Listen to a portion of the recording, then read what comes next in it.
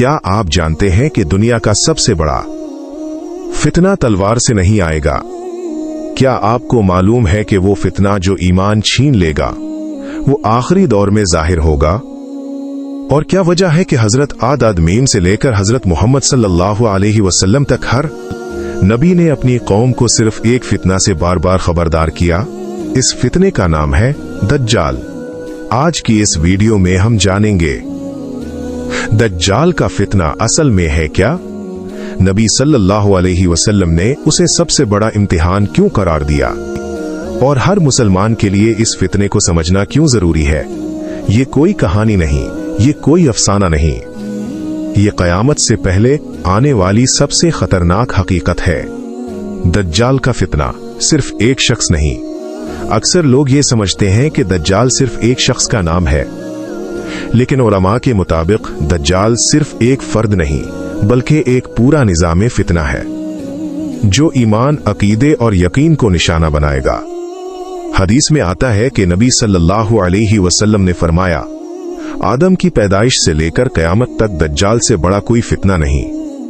सही मुस्लिम हदीस नंबर 2946।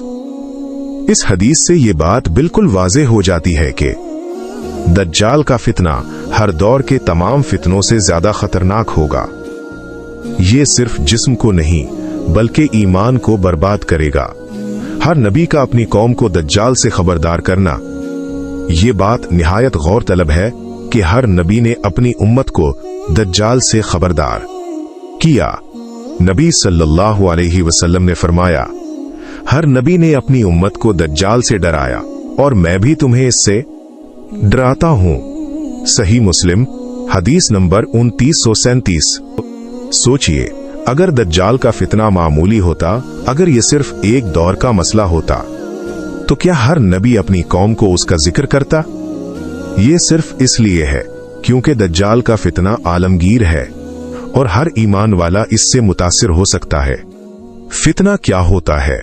बुनियादी समझ। फितना का मतलब सिर्फ जुल्म या फसाद नहीं होता।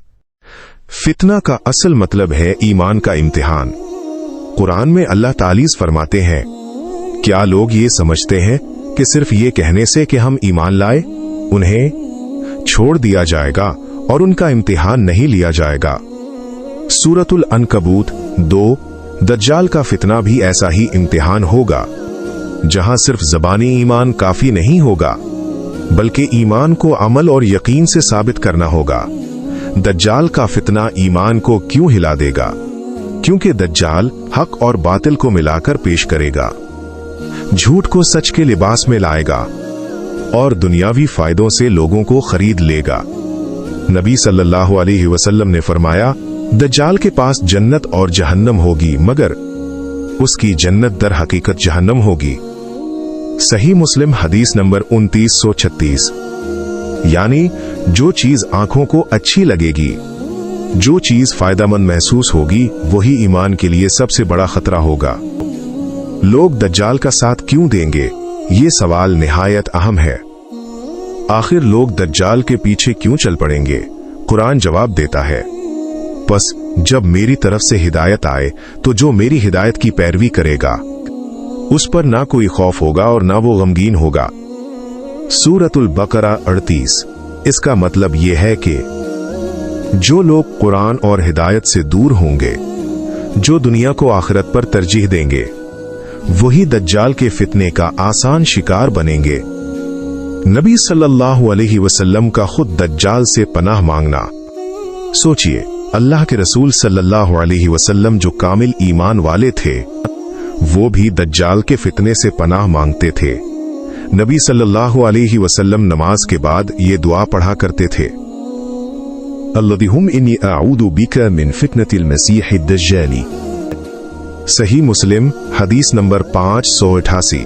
जब नबी सल्लल्लाहु अलैहि वसल्लम खुद पनाह मांग रहे हैं, तो हम कौन होते हैं ये कहने वाले कि हम महफूज हैं? दज्जाल का ज़हूर कब और किस दौर में? इस्लाम हमें उसकी तारीख नहीं बताता, लेकिन उसकी निशानियां वाज़ेह तौर पर बयान की गई हैं। नबी सल्लल्लाहु अलैहि वसल्लम ने फरमाया, क़यामत उस वक्त तक कायम नहीं होगी जब तक दज्जाल जाहिर ना हो जाए। सही मुस्लिम हदीस नंबर 2937, यानी दज्जाल कयामत की बड़ी निशानियों में से है। उसका दौर शदीद फितनों का दौर होगा। लोग दीन से दूर और दुनिया में गर्क हो चुके होंगे। दज्जाल कहां से निकलेगा? नबी सल्लल्लाहु अलैहि वसल्लम ने फरमाया, दज्जाल मशरिक से खुरासान के इलाके से निकलेगा। सुनन तिर्मिजी हदीस नंबर 2237। उलमा के मुताबिक खुरासान एक वसी इलाका था जिसमें आज का ईरान, अफगानिस्तान और अतराफ के इलाके शामिल थे। दज्जाल की शक्लो सूरत नबी सल्लल्लाहु अलैहि वसल्लम ने फरमाया, दज्जाल एक आंख से काना होगा और तुम्हारा रब काना नहीं। सही बुखारी हदीस नंबर 3057। और एक रिवायत में है, उसकी एक आंख उभरी हुई होगी जैसे अंगूर का दाना। सही मुस्लिम हदीस नंबर 2934। ये निशानियां इसलिए बताई गईं ताकि लोग उसके धोखे में ना आएं। दज्जाल का सबसे बड़ा दावीज। नबी सल्लल्लाहु अलैहि वसल्लम ने फरमाया, दज्जाल पहले नबूवत का दावीज करेगा, फिर रबूबियत का। सही मुस्लिम, यानी पहले कहेगा मैं नबी हूं, फिर कहेगा मैं तुम्हारा रब हूं। यहीं से असल फितना शुरू होगा। दज्जाल की ताकतें। नबी सल्लल्लाहु अलैहि वसल्लम ने फरमाया, वो आसमान को हुक्म देगा तो बारिश होगी और जमीन को हुक्म देगा तो फसल आगेगी। सही मुस्लिम, लोग भूख, कहत और खौफ के आलम में अपना ईमान दुनिया के बदले बेच देंगे। दज्जाल से बचने का तरीका।